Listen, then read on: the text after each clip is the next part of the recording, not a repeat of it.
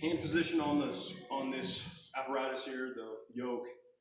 Some people like to go like a back squat and have their hands here as close as possible and stand up with it.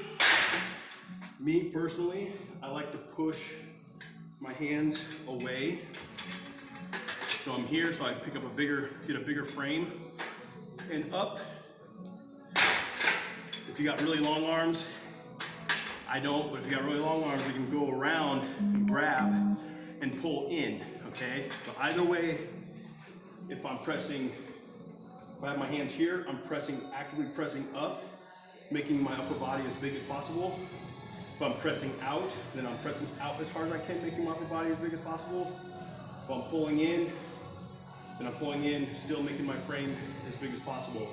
But this way, we're not just letting that weight push us down to the ground, okay? I'm actively pressing out. I'm actively pressing in or up, or I'm actively pulling in, okay?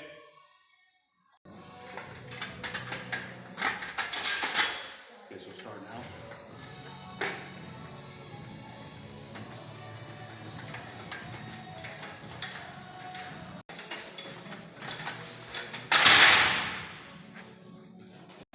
Okay, so once you establish your hand position, which way you like to either press up, pull in, press out.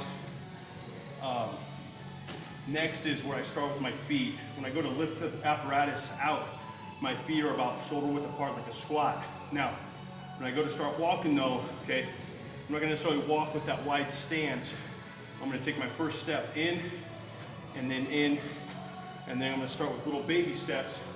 As I get moving, try to take little steps. I don't want to take big steps with this apparatus on my shoulders, because that's only going to be more time that this load is on my hip and my joints.